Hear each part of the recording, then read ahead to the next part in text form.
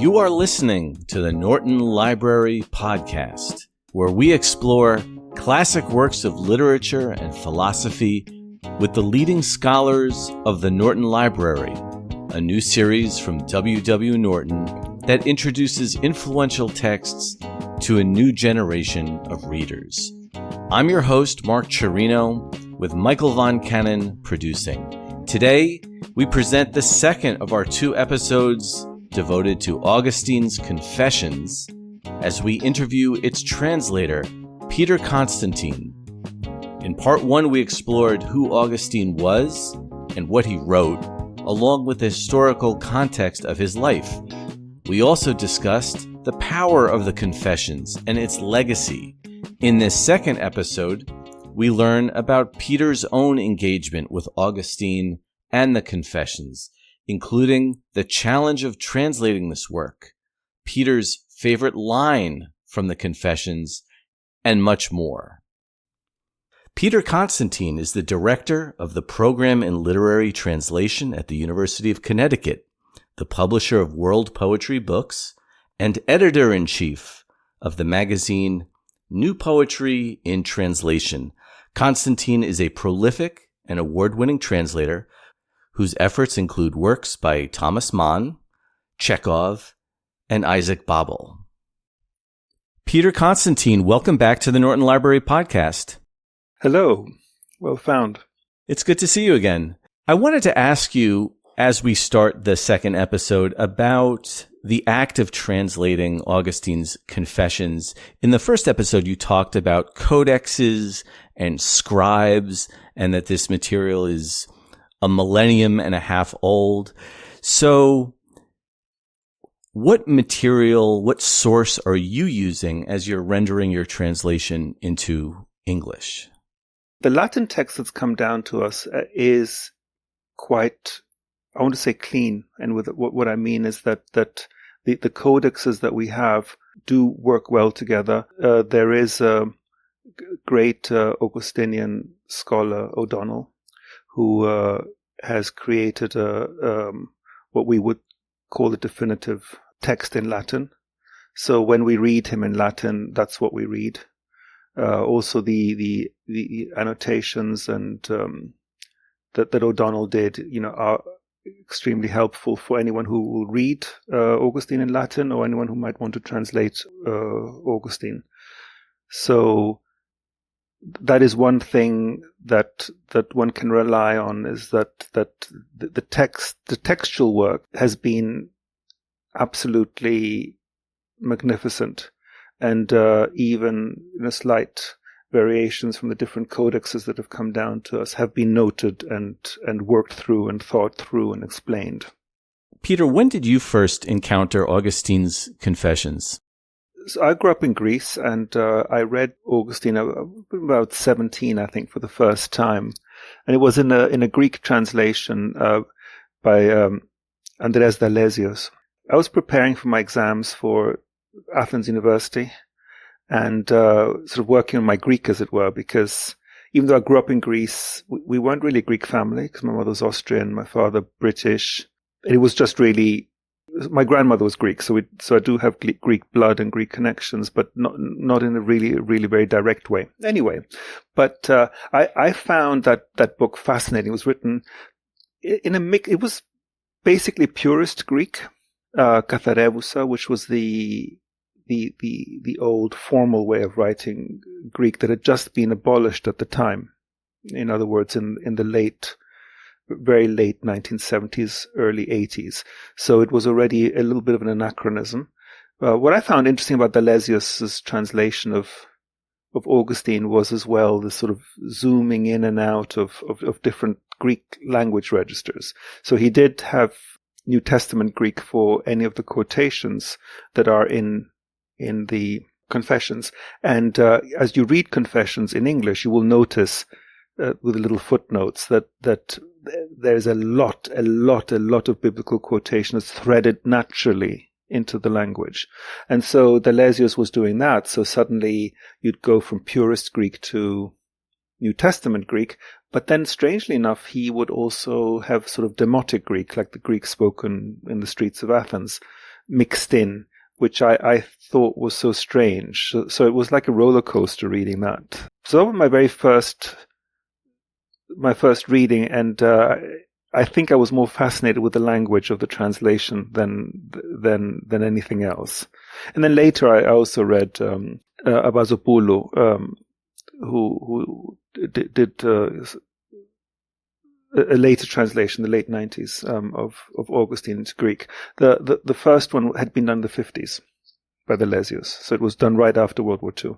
So those were the very first readings. Also, I read Augustine later on in German, Bekenntnisse. So German is my mother tongue, but never in English. So always in all these other languages. So how did you come to translate it into English? So I've been living in the United States since 1983. And I've been translating for about 40 years now, really. So, and I'd done several books for Norton. One of the big projects, two of the big projects actually, one were the complete works of Isaac Babel from Russian, but there was also the great anthology from Homer until the present poetry that Robert Weil, sort of editor and vice president of Norton, had commissioned. So I'd worked in many different ways, and I can't quite remember how Augustine came about, but it was almost in my memory a meeting between Robert Weil and myself, where we sort of both came up with the idea at the same time that it would be a great project to do. And I wanted to do Augustine as a natural literary text, not from a theological perspective, because for me, I could see in the Latin that the rhythms and the beauty of the language were really, for me, a protagonist. And I felt that in all the translations up to that point, that they'd been done by theologians or Augustinian specialists, also people who didn't have necessarily a translation background. So being a priest or a bishop, or having spent your life specializing in Augustine, does not really give you the tools to attempt a translation, because Augustine is a brilliant stylist, and to try and mimic that takes a lot of work and a lot of background. Peter, if you try to put yourself in the position of somebody new to Confessions, maybe one of our Norton Library podcast listeners, just curious about this text, what do you imagine would be the challenges or difficulties that reader would encounter? I think the reader would find it less of a challenge than one would expect, because you think major church father, major Christian doctrinal writing. Do I want to read? Is it interesting? Do I want to read that? But as I just mentioned, for me, the protagonist is the language. It is the timing, the pacing. It matches the greatest works in world literature. He was a major stylist, and I think a reader will find that. So readers will find themselves drawn into the text, I think, by the beauty of the language. If the reader wants to find to connect to the Christian aspects, I think that is something that will be very fulfilling. I think if the reader is absolutely not interested in the Christian aspects at all, but wants to let's say encounter Augustine the man, I think that's going to be very fulfilling. If one just wants to read a classical piece of beautiful literature that also has historical moments that are very interesting and will draw us into the past, I think that's also very fulfilling. So there are many reasons to read it, and the main worry about this being almost like reading a Christian text that you need to sort of work your way through, that I think falls away. That's not part of the equation.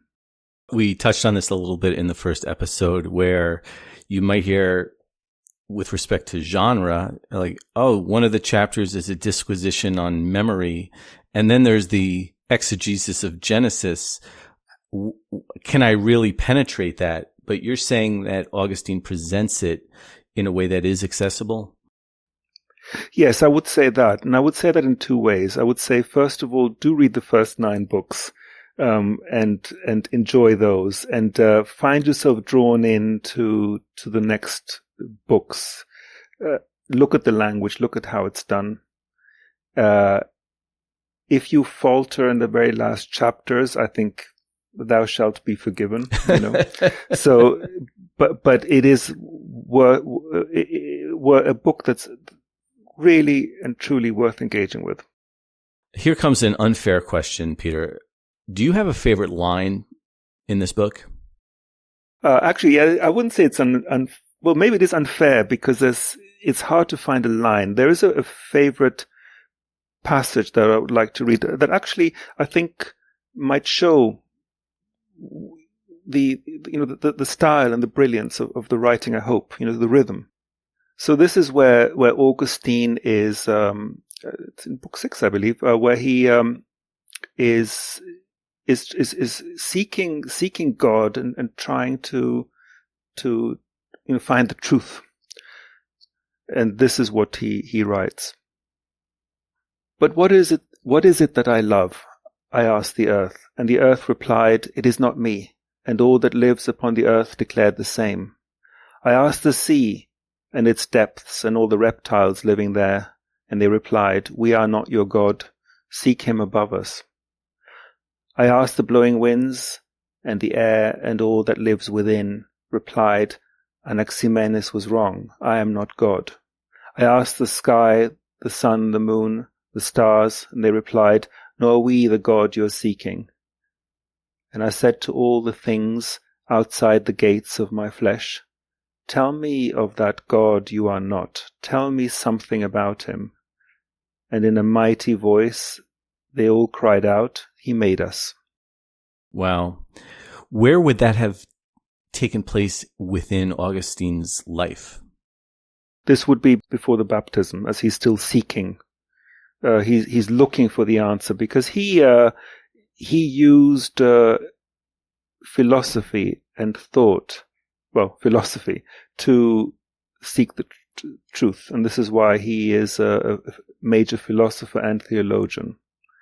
It's not just a question of blind belief. It's a question of thinking things through and coming to the conclusion that this is the truth. And that this passage here was an indication of part of that journey. When you read a passage like that, do you react to it as a translator? Is there something about the presentation of that language in its original that you observe? For me, and this is perhaps an unfashionable thing to say, and as I'm a professor of translation studies, I would maybe not be too happy about hearing a translator say that. But okay, so translation, for a passage like this, I try to mimic the rhythms and the timing, because one notices as one reads the sudden change, and it's almost like a purple passage. So it is a mimicry, which is maybe an unfashionable concept in translation studies.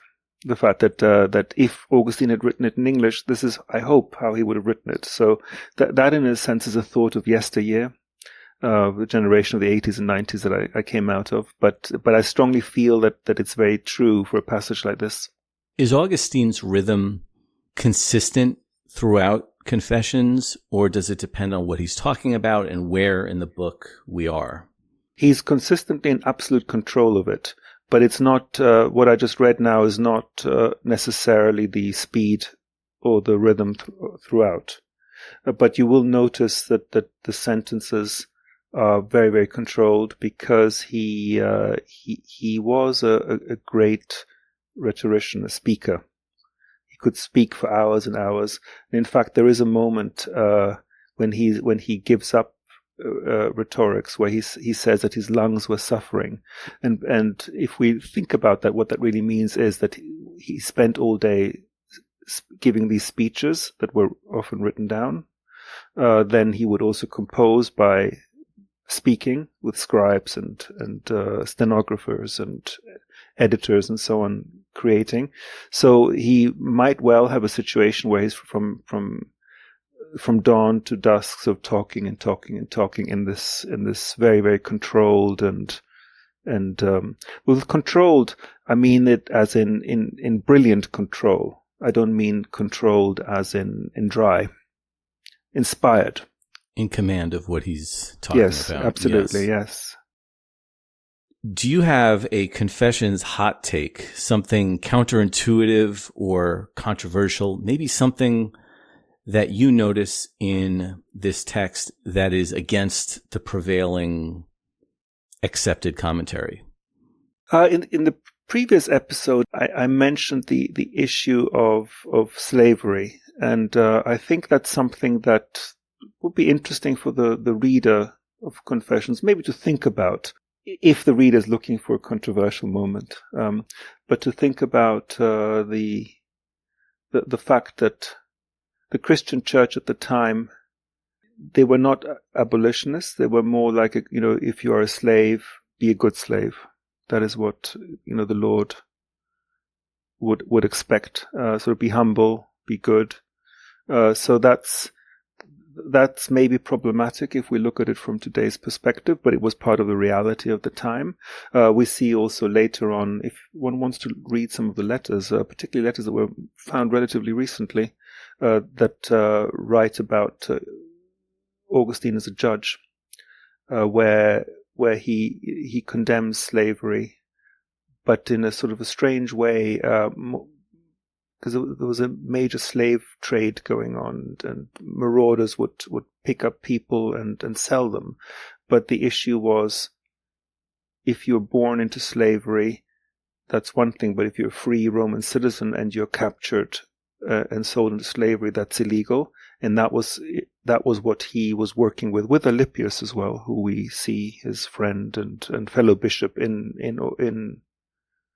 the Confessions.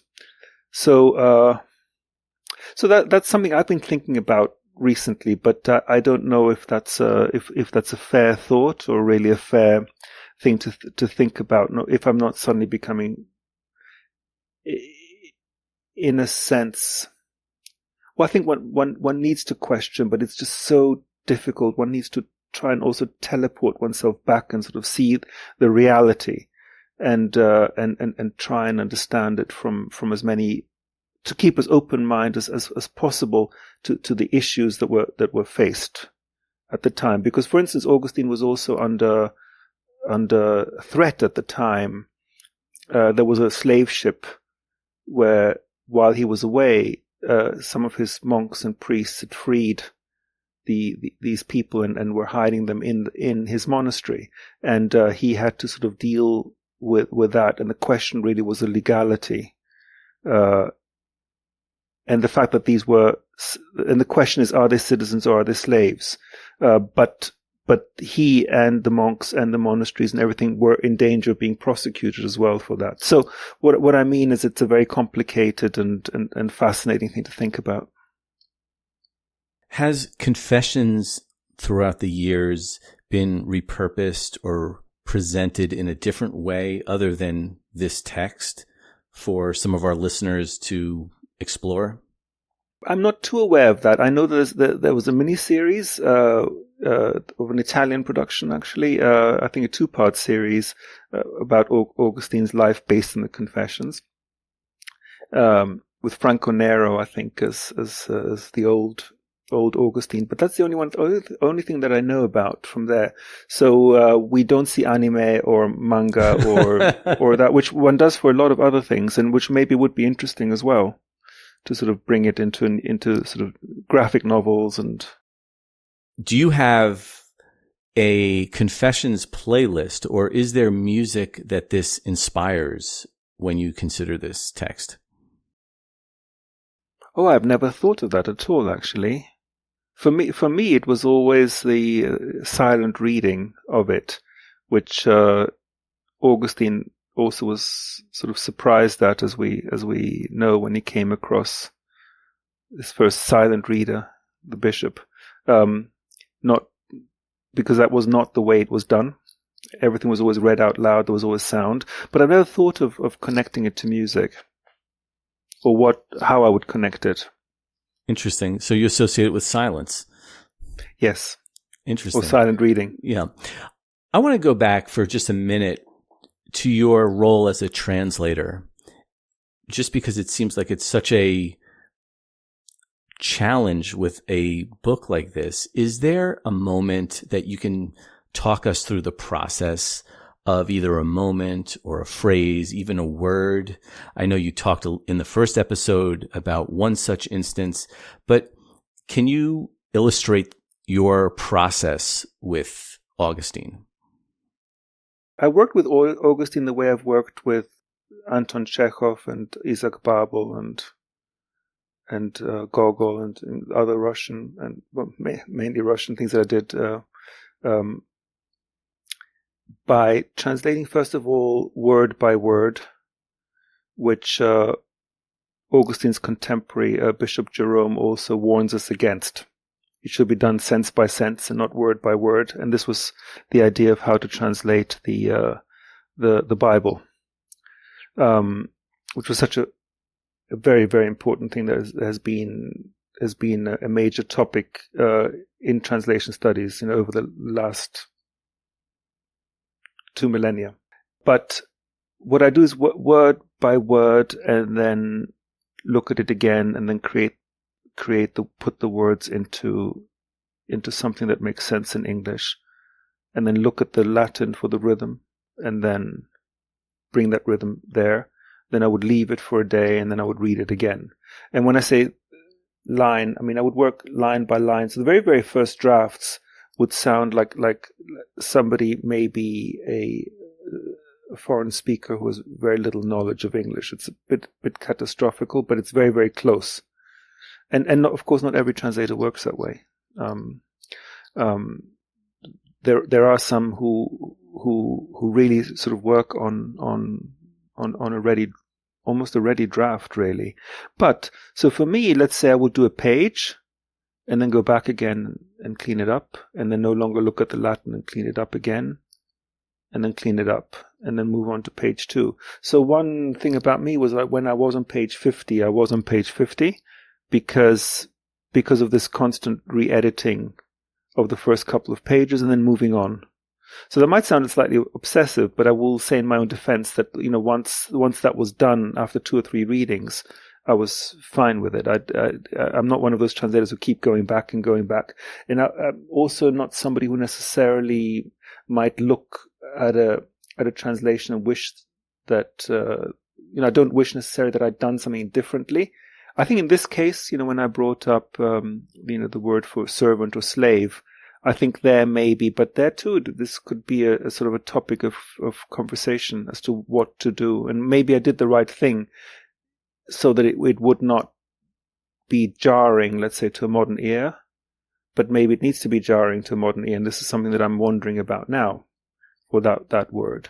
But with other projects that I did for Norton, such as the Isaac Babel, I don't have regrets of that kind. I feel that that's what I did, and that's what I felt at the time, even though at this point it's almost 20 years ago, or actually it is 20 plus years ago. But that's what was done is done. And when you're editing, you always go from beginning to end. Ultimately, yes, but initially, no. Initially, it's so. I try to, as a translator, do 800 to 1,000 words a day, which is maybe not that much, but if you do it every day, it does add up, I will say. So those 800 would then mean that the next day I'd go back and then back and then back and then move on and then back and move on. So, but once it's all done, it does need to be read through. And something else that I do that maybe is quite unusual now is I have my computer as well read it to me, because that's it was once said by Sol Stein, the editor, that get a friend to read your text, but a friend who can't read well. because, if I have Meryl Streep reading something absolutely catastrophic to me, it will sound good because she's very good at that, at reading, So I don't want Meryl Streep. I want the computer, I want Alex, the computer voice to read it to me. And then you can hear all kinds of little problems. Yeah. I guess the final question I have about your edition is the generous endnotes in your paperback with pages after pages of usually biblical allusions that are all throughout Confessions. Do you have any suggestions for how a reader should utilize those allusions? Would you look up every single one? Would you only look up the ones you're particularly curious about? Are they obtrusive? We had a very interesting conversation at Norton, what to do with the notes, because I'd initially presented them as footnotes. And I'd also initially insisted that they should stay there so that the reader can really see how the language zooms in and out of biblical language, how well integrated and how well absorbed into the text this is, with the footnotes at the bottom. But the editors pointed out very interestingly that would ruin the reading, because you read and you look down and you're like, oh wow, so this is from Genesis, how interesting, and then from Psalms, oh let me look that up, and this and that, so that ruins. So the idea was to do endnotes, which initially I struggled against, but now I see that means that you can read it, and what they pointed to was that the reader who really wants to know more can then find as much as is necessary and more in the back without it affecting the text, without affecting the reading experience. It's just amazing, and I guess it should be unsurprising, the vocabulary and how immersed this text is and how frequent the allusions come. So you're right that the reader can be can look it up or not look it up according to their own inclination. With that in mind, maybe the last question, Peter, is I'm wondering if you have thoughts on the contemporary relevance of Confessions. What are the implications of this text in 2024? When I reread Confessions, and I've read it, actually since my translation, I've read my Confessions twice, and I read a German Bekenntnisse and bits of an Italian one, actually, not the whole thing, just several books. And I think I might have mentioned that in the last episode, but every time I read it is something new. It seems very relevant because it's almost like reading a different book, because I think of its wealth and sophistication and its many levels. So depending on as you're reading, like what level you're connecting to, it can bring all kinds of things, like from spiritual answers, if that's what you're looking for, to just reading an amazing piece of literature. It would maybe shock the reader, but there are fictional elements clearly that are in it in order to make a point, and that also feed into the autobiography. So it can also be read as a novel, and in that sense, any of the great novels of world literature that might be read today with delight. The reason to read those would be the very same reason you might want to read Confessions, as just a piece of brilliant writing. Peter Constantine, thank you so much for joining us on the Norton Library podcast to discuss your edition of Augustine's Confessions. This has been fascinating. Thanks, Peter. And I thank you very much. The Norton Library edition of Augustine's Confessions, translated by Peter Constantine, is available now in paperback and ebook. Check out the links in the description to this episode for ordering options and more information about the Norton Library, including the full catalog of titles.